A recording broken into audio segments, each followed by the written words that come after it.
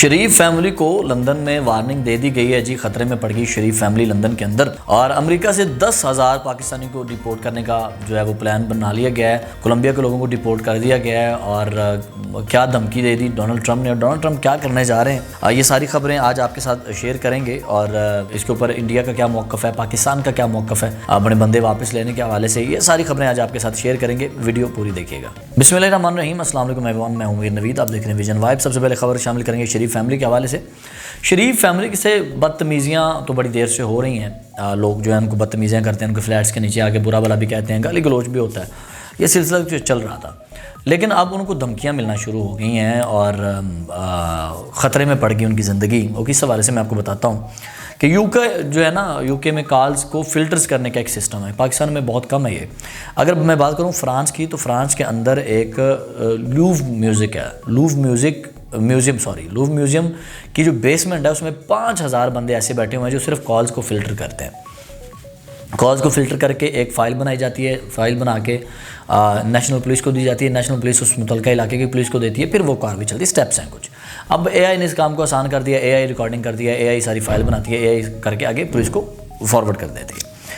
अब होता ये है कि नवाज शरीफ साहब जो हैं उन्होंने अपनी फैमिली को डिवाइड किया हुआ था, क्योंकि उनकी अभी हुकूमत है वफाक में भी, पंजाब में भी। तो उन्होंने क्या किया कि कुछ फैमिली के लोग उनके यहाँ पे हैं, कुछ लंदन में हैं, कुछ सऊदीया में। वो अपनी पूरी फैमिली को कभी भी एक जगह पे नहीं रखते।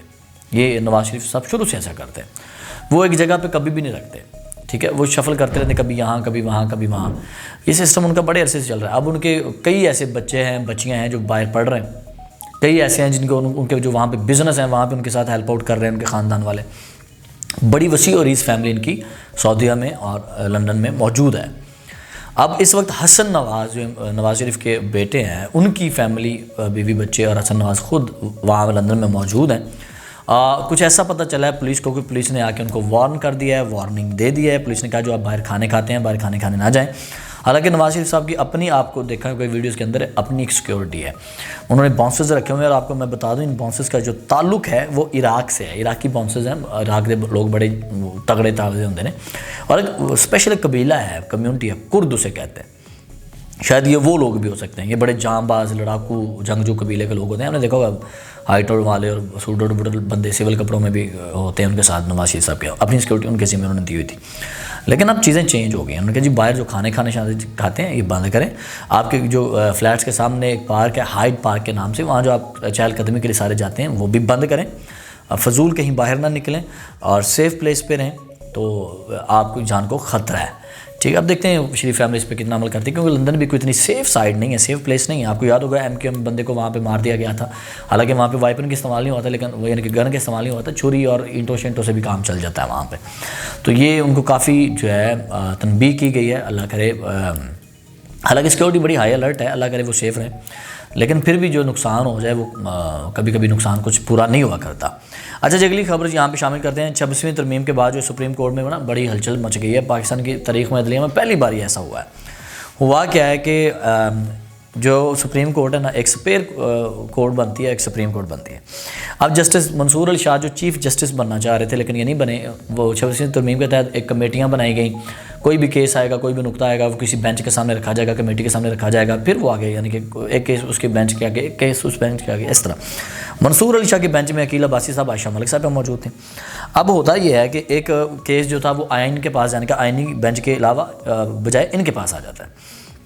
अब यहाँ पे एडिशनल रजिस्ट्रार उस वजह से उस दिन नहीं आते, उनको कोई बीमार थे, उनकी जगह पे और बंदा आता है, तो उनके ऊपर तौहीन अदालत का केस हो जाता है नज़र अब्बास साहब के ऊपर। और फिर उस आइनी बेंच के ऊपर भी केस हो जाता है तौहीन अदालत का। मंसूर अली शाह साहब अपने बयानिए में कह देते हैं। अब लोग कहते हैं उन्होंने फ़ैसला नहीं सुनाया। तो एक जज जब तौहीन अदालत का कह देता है तो फिर वो फैसला ही हो जाता है। तो खैर उनको, नज़र अब्बास साहब को तो माफ़ कर दिया गया, लेकिन जिस कमेटी ने ये किया, ये केस वाला सारा मामला हुआ, उसको ये नोटिस दिया गया कि 1 फरवरी तक टाइम दिया गया कि आगे पेश हों और बताएं हमें। आज इसमें चीफ़ जस्टिस भी जो है उनका नाम भी आता है। जमाल मंदोखिल साहब जो हैं उनका नाम भी है। उन्होंने कहा जी मेरा नाम तो इन्हें अदालत केस में है, तो मैं किस तरह कमेटी का हिस्सा रह सकता हूँ, ठीक है। और मैं तो नहीं बैठ सकता वहाँ पर। और चीफ़ जस्टिस जो हैं वो फुल कोर्ट बनाई। मंसूर अली शाह साहब ने चीफ़ जस्टिस से कहा कि फुल कोर्ट बनाए इस मामले के ऊपर। ये पहली बार हुआ है। अदालत में कुछ 8 नए जज, एडिशनल जज जो हैं वहाँ पे हाई कोर्ट में तैनात हो रहे हैं, सुप्रीम कोर्ट में। लेकिन ये तारीख़ में पहली मरतबा हुआ है कि चीफ जस्टिस के ऊपर ही तो इन अदालत का केस हो जाए और वो सारी बातें हो जाएं। तो जस्टिस मंसूर अली शाह ऐसा क्यों कर रहे हैं मुझे नहीं पता। मेरा ख्याल जस्टिस मंसूर अली शाह को हटाने की कोशिश की जा रही है और ये चीज़ें हो रही हैं। मेरा ख्याल ये सिर्फ ज़ातियात का मसला है और कुछ भी नहीं है। जिस तरह ये लोग फिरते हैं इनका पता नहीं चलता। जैसे पैका कानून जो था इमरान खान ने बनाया था, यानी कि उन्होंने मीडिया को आज़ाद नहीं किया था, मीडिया को जकड़ दिया था कि मीडिया पहले आज़ाद था फिर नहीं रहा। शकील रहमान को, जो मीर शकील रहमान जियो के हेड हैं, उनको सज़ा हुई जंग ग्रुप के।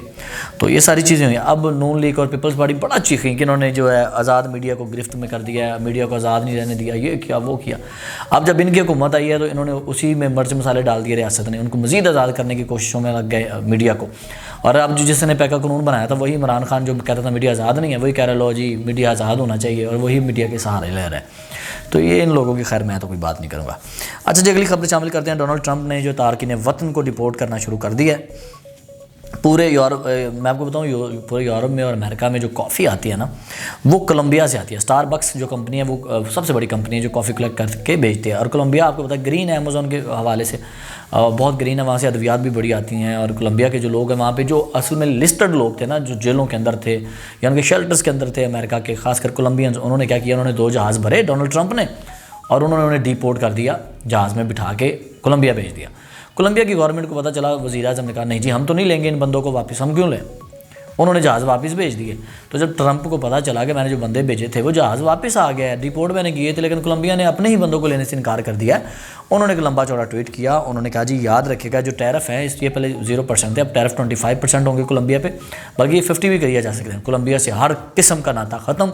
कोलंबिया के जो लोग हैं उनको अमेरिका नहीं मानेगा, सरकारी लोगों को यहाँ पे आना बंद, कोलंबिया के वीज़े बंद, और जो यहाँ पे बच्चे पैदा होंगे उन्हें भी कोई राइट्स नहीं दिया जाएगा। हालांकि जब कोई किसी मुल्क में कोई बच्चा पैदा होता है तो उसे वहाँ की नेशनलिटी मिलती है, लेकिन ट्रंप ने ये भी इनकार कर दिया। उन्होंने कहा जी कोलंबिया ना लेन देन सब ख़त्म। पूरी थरथली मच गई। कोलंबिया जो गवर्नमेंट है उसको भी मसला हो गया कि क्यों है। फिर उन्होंने अपनी गलती का एतराफ़ किया। उन्होंने कहा जी आप बंदे भेज दें, हम बंदे रख लेते हैं। फिर दोबारा 2 जहाज़ गए तो उन्होंने बंदे रख लिए। अमेरिका की इस गल से इंडिया पहले ही डर गया, पाकिस्तान पहले ही डर गया। इंडिया ने भी कहा जी हमारे जो लोग हैं, इस वक्त मैं आपको बताऊं कि कम से कम 18,000 इंडियन वहाँ पे अनलीगल तरीके से रह रहे हैं, जो काम कर रहे हैं, जो डंकियाँ लगा के गए हैं, अक्रॉस द बॉर्डर गए हैं, पेट्रोल पंपों पर काम करें इधर उधर। 18,000 लोगों को इंडिया ने कहा जी आप भेज दें, हम इनको ले लेते हैं। और जो डिपोर्ट हो जाता है दोबारा फिर घुस नहीं सकता उस मुल्क में, आपको ये बताऊं। तो इंडिया अपने बंदों को लेने के लिए तैयार हो गया। और मोहसिन नकवी साहब ने भी कह दिया कि पाकिस्तान के वहाँ पे कम से कम कोई 10,000 पाकिस्तानी डंकी लगा कर नाजायज़ तरीके से बैठा हुआ है जाके। तो उन्होंने कहा जी आप भेज दें, पाकिस्तान भी ले लेगा अपने बंदों को वापस। तो मेरा ख्याल है अमेरिका के आगे सब ने फिर घुटने झुका दिए अपने। और नुकसान तो ज़ाहिर इन लोगों को होना जो लाखों लोग आके वहाँ पे गए हैं, तो अब उनका कोई फ्यूचर भी नहीं बना और लाखों भी डूब जाएंगे। और मैं ख्याल है कि अमेरिका को नरम गोशा इख्तियार करना चाहिए। जिस तरह वो पहले कहता था कि जो हमारे मुल्क में आ गया उसको आज़ादी है, बस आना मुश्किल है, अमेरिका से बढ़ना मुश्किल है। अगर कोई आ जाता है मैक्सिको की जानब से या किसी और बॉर्डर से, तो फिर वो यहाँ पे आके काम कर ले, असाइलम ले ले। अब वो करें जिनको असाइलम मिले हुए हैं, जिनके वीज़े हैं, उनके भी हम कैंसिल करेंगे। अमेरिका में कोई और रहेगा ही नहीं। की कह रहे हैं मैंने नहीं समझ आ रही, यानी इट्स मीन गैर कानूनी तरीके से कोई नहीं देगा, वैसे तो रहें जिसने रहना है। अच्छा जी, आखिरी खबर शामिल करते हैं जी। रियासत ने जो है, जो पीटीआई के आज मुज़ाकरात होने थे, आज चौथी नशिस्त थी, पीटीआई ने मुज़ाकरात छोड़े हैं। रियासत ने कहा ये अच्छा नहीं हुआ। स्पीकर साहब ने बार बार बुलाया और कहा कि गवर्नमेंट आपको कमीशन भी बना देगी, जज आपकी मर्ज़ी के नहीं होंगे, ना ही फैसले आपकी मर्ज़ी के होंगे। जो 8 नए जज आ रहे हैं, मेरा ख्याल है कि उनमें से किसी को बिठाया जाएगा। पीटीआई क्या लाया अमल इख्तियार करती है, समझ से बाहर है। पीटीआई ने इनकार कर दिया। इमरान खान से मिलने की भी इजाज़त दे दी गई है, सारी और भी चीज़ें, जुडिशल कमीशन भी बना दिया जाएगा। लेकिन जज आपकी मर्ज़ी के नहीं होंगे, फैसले आपकी मर्ज़ी के नहीं होंगे, लेकिन आपकी मानी तो गई है। लेकिन आप क्यों नहीं समझ रहे, मुझे समझ नहीं आ रही। तो आप मुझे ज़रूर कमेंट सेक्शन में बताइएगा कि अब क्या चल रहा है और क्या होना चाहिए। मीर नवीद को इजाज़त दीजिए। अल्लाह निगहबान।